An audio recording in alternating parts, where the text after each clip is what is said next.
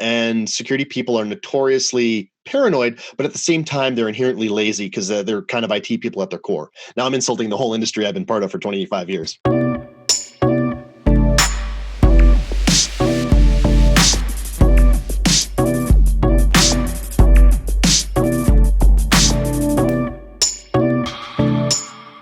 So at the core of all of this, right? I think the sort of overarching theme through a lot of this is disinformation. And I know you've done a lot on the disinformation front. Tell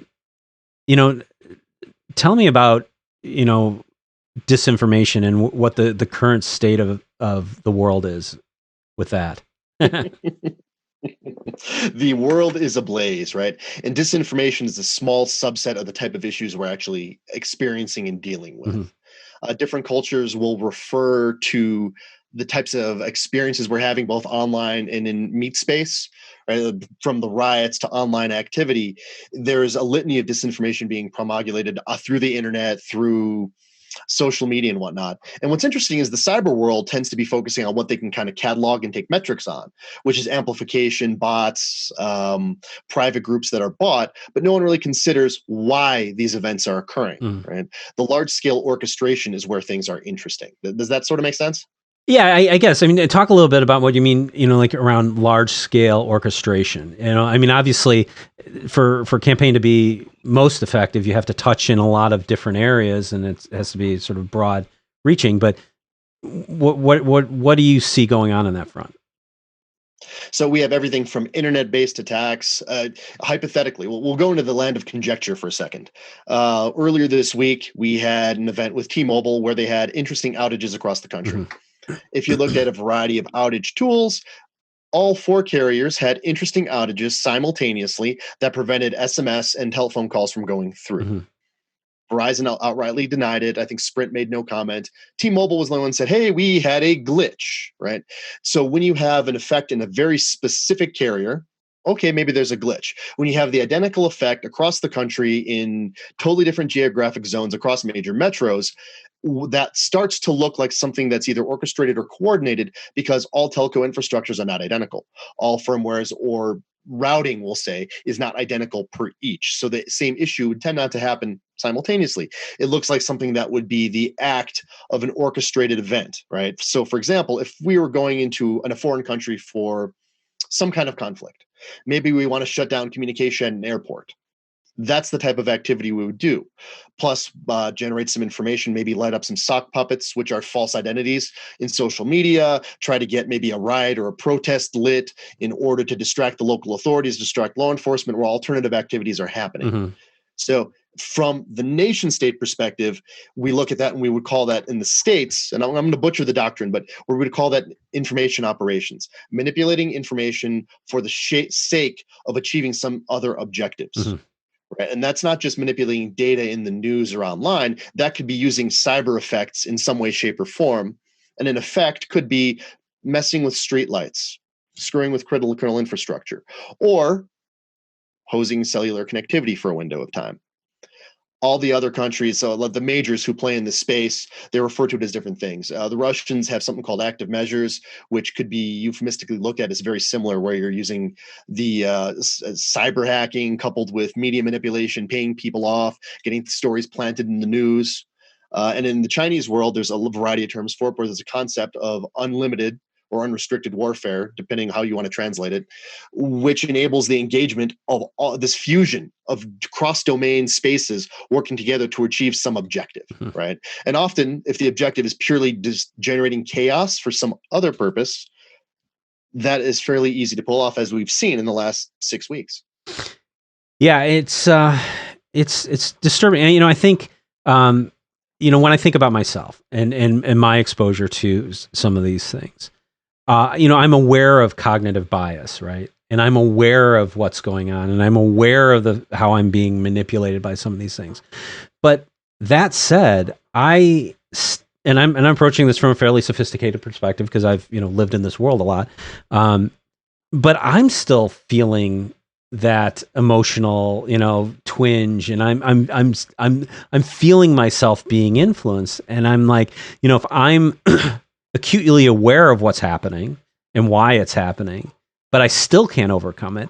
It just says to me that I think the human brain isn't suited for some of the things that we're seeing there. And I don't know that there's a fix for that. I mean, you can say, well, we can educate people, but I feel fairly educated, and I know I fall victim to some of this, and it's try as hard as I might. So do you have any good mitigation strategies for the human brain? The mind has no firewall. Yeah, right. Your listeners, they should Google that term, read the articles written about it. There is no way to prevent input from going in. There is mechanisms to inoculate yourself in terms of education, understanding exactly what information operations can look like, what can they be, but that will not necessarily prevent you from being influenced anyway. Mm-hmm. Understanding does not actually protect you. There's no flu shot for this kind of thing. The mind, we're humans, we're inherently trusting. Mm-hmm. And when you deal with humans who lived in real totalitarian societies or functioned in like the previous Soviet Union, there was a certain type of callousness that wrapped their head when they read Pravda, the truth, right? They knew exactly what it meant. Mm-hmm. This is all lies. Now, then there's an interesting side effect to once that happens, right? Once you think everything is lies, does anything matter anymore? Yeah. Yeah. I mean, it's a difficult pendulum to ride, right? It's swinging back and forth. Where do we need to be in that spectrum of possibility? Well, right. And I'll say, like I sort of backed away from the security world over the years because it makes you crazy after a while. Because once you start to realize everything that's going on, you start noticing everything that's going on, and then you start seeing things going on everywhere, whether it's actually things happening or not. I mean, you just get this level of paranoid, when you're in the security space, that I think is a hard way to live. So you're damned if you do, damned if you don't, right? Imagine people live in the intelligence world or the counterintelligence world who are privy to how things actually work, have to function too, right? Because they know what they know in their silo. And the same thing in security. I remember when it's not too long ago, a good friend expressed to me something that they did when they breached a source code repo, Mm-hmm. circa 99, 2000, and they found 5 other actor teams. Some were other groups that they were aware of, traditional hacker types, and some were a lot more sophisticated. They looked a lot more national, mm-hmm. right? And this is a source code repo of something we've all used. And what do you do knowing that your kernel's compromised from the get-go? Yeah. Yeah, I mean, I remember the days of Gentoo when everybody was, like compiling everything from source.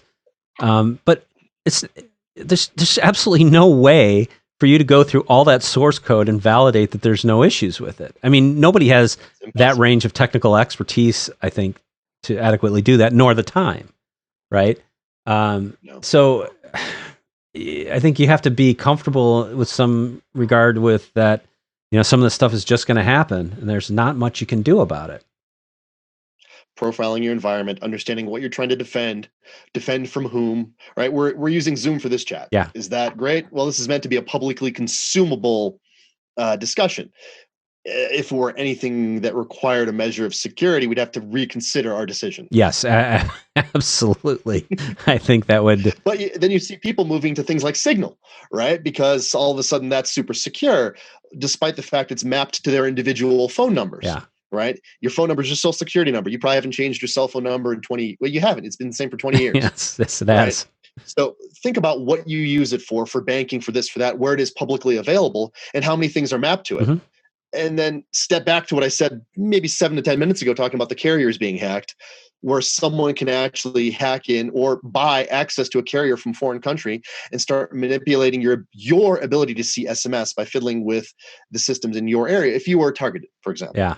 Right? It's a 1-for-1 mapping. So you have this cool layer of security with Signal that's tied to your unique identifier. So all privacy is shot, right? Geolocation can be pulled on you.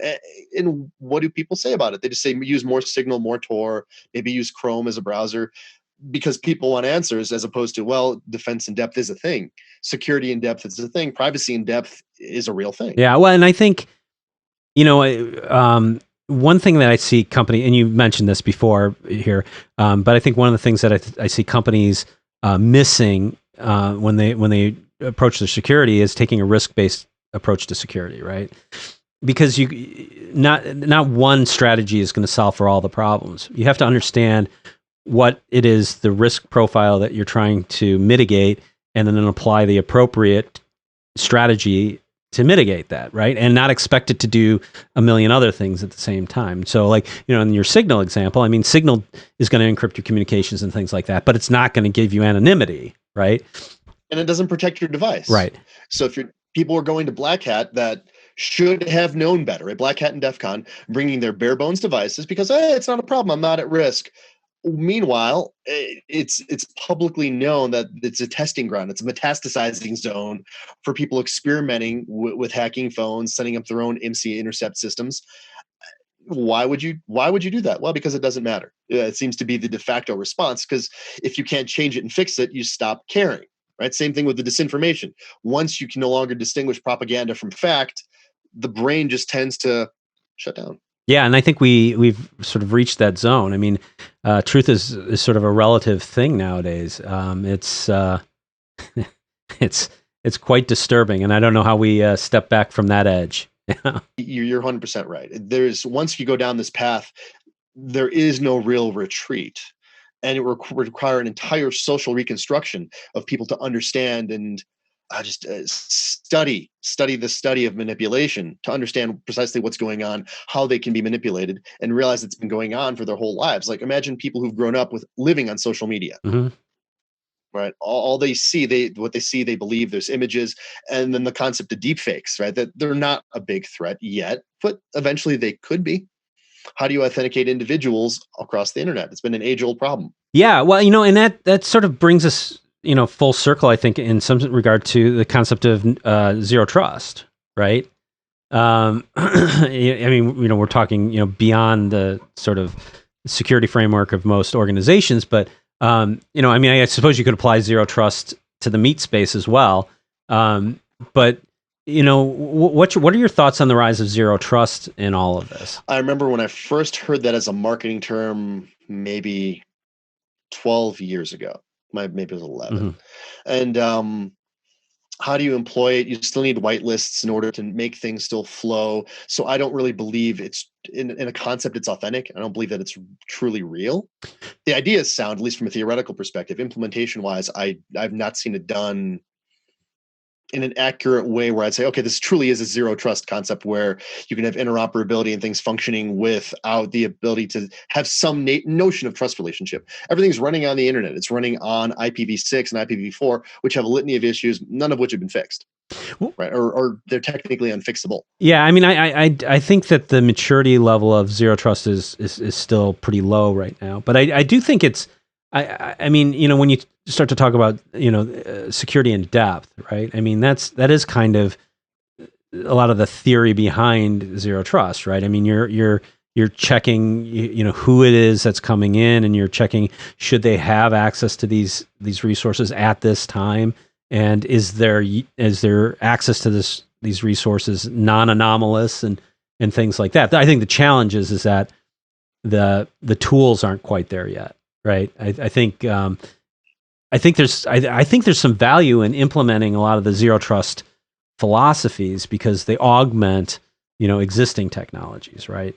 It's just that you're not going to get 100% zero trust environment at this stage of the game. Is my take on it. It's a theoretical discussion that's really fun to look at and perhaps sell, Mm-hmm. right? I can see where there's a lot of value in that because the concept is moving in the right direction, but we're, like you said, years away from any of that stuff being fully integrated and fully functional, where you can tie like the time to the individual, to the specific data artifact they're looking at. I mean, it's all possible on paper. In practice across enterprises, I mean, show me where it works. Yeah, so I guess I'm going to have to deal with my password for a little while longer, huh? And your password management software, and yes, all the good stuff we've come to hate. Yes. I'm so eager to get rid of passwords, but I don't want to share all my biometric information either. But yeah, so I don't know how we're going to do that. Well, it's in a safe place. Don't worry, it's secure and trusted. Well, that's one of the things that I started seeing. The rise of biometrics everywhere, right?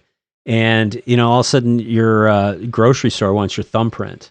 It's like, wow, this is going to get really, really screwed up because I mean you can't change your thumbprint once that's been compromised, right?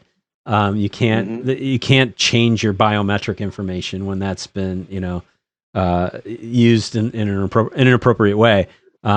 So I've always been really reticent to sort of give up some of that stuff, except for where it really made sense. But nobody else feels that way. You have no option, right. So this goes down to the nerd discussion, right? The rubber hose technique. You beat the password out of somebody with a rubber hose. Yeah. It doesn't matter that you have your super secret encrypted disk. We'll still get it from you. We're going to extract it from you either by beating you or with lawfare. Yeah. And that gets forgotten by the engineers. They don't live in meat space. They live in nerd space, which is highly theoretical and not really practical. Yeah. Yeah. No, I mean, that you speak of like sort of the rubber hose encryption level where, like once it gets so complicated to decrypt, you just go over to the guy's house and beat him with a rubber hose until he tells you the secret. It's a much faster technique, or buy somebody else, right? Or pay them. And that's where people forget. Why do this elaborate multi-million-dollar hack thing when you can just pay somebody off on the inside for X amount of dollars, or know that they have drug issues or a child who's got some stability issues that they can leverage against them? It's just, it's criminal mentality, and good guys they tend not to put themselves in the mindsets of how the bad guys truly operate. Well, and it's funny too, because I sometimes I listen to some of these more conspiracy-based theories around, cybersecurity and things like that. And a lot of times I'm sitting there going, wow, that'd be a really, really, really complex attack that would cost a lot of money and involve a lot of people. I would just go over there and beat somebody, for the answer, or just slip them some cash. It would be a lot cheaper, a lot easier, So, it's sort of, Occam's razor, like when you strip away all the, the things that are, impossible and improbable, you have what's left is the truth, right? Yeah, it's so much simpler to do that. But then think about how you test it, right? So we're finally, as an industry, doing a lot of red teaming. The red teams in the Fortune 20 look super pro. They're engaging in activities that are starting to look like criminal groups because they have to in order to mimic the actors who are going after them. Mm-hmm.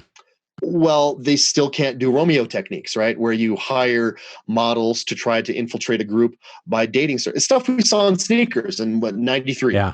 Right. You hire a pretty lady to go after some nerd guy who's never been out and around humans. Right. And all of a sudden he is willing to compromise himself for love or what have you. And very few organizations will engage in that type of deception. Right. Obviously, legal purposes. There's all sorts of problems when you do that. But when you consider the way a real adversary will go after IP or try to get inside your organization, there's a couple articles about an investigative firm called Black Cube. I hate to give them any kind of press, but they were using various types of investigative techniques, including stuff like this, in order to profile organizations for a variety of purposes. Yeah. So the bad guys, and those are technically not bad guys, it's technically an investigative group working with some kind of charter and some kind of permission from someone to do this. They're doing it. So our security stuff is simply immature, and our understanding of the threat model from the adversary perspective is just weak.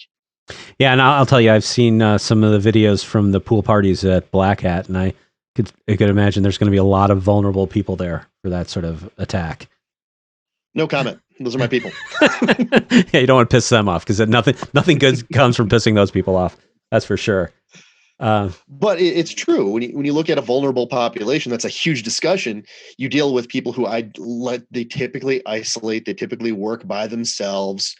They're going to be the most easy to influence, or the least, depending on what mental issues they have. But we're living in a society where those are the gatekeepers to the kingdom, right? They have access to the back end systems that have your biometric data. Yeah, it's all a little scary. So what's next? What's going to be next on the front of cybersecurity and tools and attacks and threats? What do you see as sort of the big thing on the horizon? I would say a lot more of the same. Exponentially more of the same, because as the chaos increases from the levels of information ops and the disinfo that all cultures are being hit with, right? It's not just America that's experiencing this. It's all of Western Europe. It's everywhere. the level of confusion goes up. So people tend to make mistakes and they screw stuff up when they're in that state of fight or flight. Mm-hmm. Or they're just disheartened, they're demoralized, they don't understand what's going on. So what we're seeing is a large-scale demoralization of the populace, which will enable actors and criminal groups to take advantage of that situation. In terms of tools, my guess is a lot more freeware is going to start coming out of C2s and frameworks. People are going to be giving them up for free. When you have criminal actors using things like Cobalt Strike, just because it's relatively cheap and they're generating a lot of money, why not expose yourself, get some more publicity, which will muddy the waters. All the red team tools and the criminal tools and the national tools, they're all going to blur into the slurry of confusion. Mm-hmm. So it's going to be very exciting for any of the defenders to try to stop the bad guys in the coming years. So tell me something positive on the security front. Give me some hope. There's enormous opportunity for those out there who are interested in pursuing it. That's a great idea. That if you're looking for a job, security is ripe for. It's never going away. And something I didn't mention, and maybe it's a good thing, right? When you experience enough disinfo, you can get inoculated to the point you can see through the BS, mm-hmm. right? But that's not necessarily going to happen. I think there's going to be a number of tools that come out in the space that attempt to do it from an IOC or IOA perspective, indicators of activity. I don't think that'll stop the problem because it doesn't really show who's funding it. It doesn't stop the root source of the issues. Mm-hmm. But people will become at least more aware, right? And there's a bunch of academic groups working on this. There's some startups that I don't like saying names, but there are a number of startups in this space who are playing there, and they're trying to make a difference. And really, that's all we can do is be aware and push it out there, because we're dealing with social issues and social construct issues, not cyber. Mm-hmm. Right? Even what we described with that Romeo thing with the lady romancing the guy to get access to stuff, is that a cyber problem? It tends to fall into a different security group, if you ask me. Mm-hmm. That's FISEC, the physical security people, who are usually former Bureau, FBI, who that's what they're trained to look for. Well, and ultimately at the end of the day, a lot of this is just a political issue, right? And, I see the push and pull on so many fronts, right? Because, in the security space, you have security professionals who are tasked with doing their job. And the goal for a security professional, if they're doing it correctly, is to use every tool that they can, lock every door that they can, be as aggressive and invasive as they can to prevent the threats. Whereas on the other hand, the businesses wants availability because they want to move data and things like that. So there's always a push and pull. People who are doing their jobs well, the guys who are focusing on the app side, they want everything to be available. They want to make business happen. And that's their goal and their objective. Security people are trying to lock everything down. And these things are at odds inherently, always.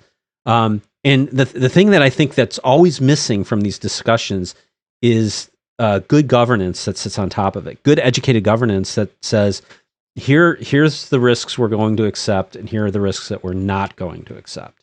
And you're not going to get everything you want, and you're not going to get everything you want. But at the end of the day, we're going to have the best mix of security and availability, right? And I think that goes beyond just this into, the politics of our country. I mean, when you have massive, wealth, inequality in a country, and you have people pulling so hard on various different ends.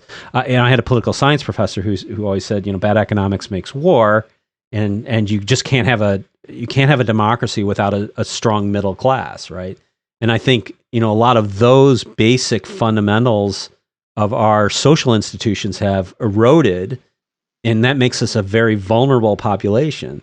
So I think, you talk about how we've become kind of a softer target for a lot of these people by being beaten down by disinformation. But I think, politically and socially, we've created a soft target of ourselves as our countries and our economic institutions, right? So I think until we fix this on multiple levels and attack the good governance piece of it, I'm not sure where this goes.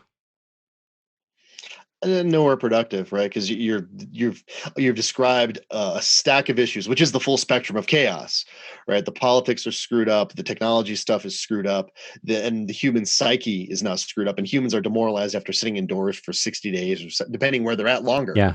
so that we are ripe for problems. And without good fixes in the near term, we're going to have more problems. So, like I said, from a security perspective, that's great. There's tons of opportunity on the physical side, on the digital side. It's not going away. But then you also have the seeds for what looks like a Maoist youth revolt occurring across the country. Yeah. And when that happens, that's just a mess, right? Nobody comes out on top, at least not from what we've seen historically. Yeah. Nobody wins. Yeah. Well, I mean, that is, we all want a revolution when we're unhappy with things. But when we get revolution, I think we're unfortunately very disappointed in what that brings. When you can't get your pad thai, you have a meltdown, right? You need your seitan and your other vegan mumbo jumbo stuff. It's important to people, but that's no longer available because that supply chain broke. Yeah. From your perspective, how shocked were Americans and the people you were dealing with when they suddenly couldn't get their items from Amazon on time, or there's lag in certain product at the local grocery store? It's confusing, right? Well, and people having outright tantrums about their haircuts, right? I mean, it's just just get a clipper and just high and tight. That's my recommendation to people. Relax. That's how I achieved my recent haircut. So yes, that's the same kind of thing. Well, let's just fix this. Let's zip it and done. Yes. Well, I think it's at least on the upside, there's a lot of job opportunities in the cybersecurity space. And I think if you are looking for a job opportunity in that space, perhaps you attend Dan's NYU online course about cybersecurity, and you can get started down that road. Our focus is more on the disinfo side, right? We're tying how the cyber factors into it. But if you're in the right age bracket and you're interested in it, the disinfo piece and the information operations side isn't going away. That is the future for cyber operations because it's such a greenfield and no one has any adequate defenses on it, from the brain to the digital. So that is an interesting place to be playing right now and studying and working. Yeah. Well, Dan, thanks so much for being on and laying down some scary truth for us.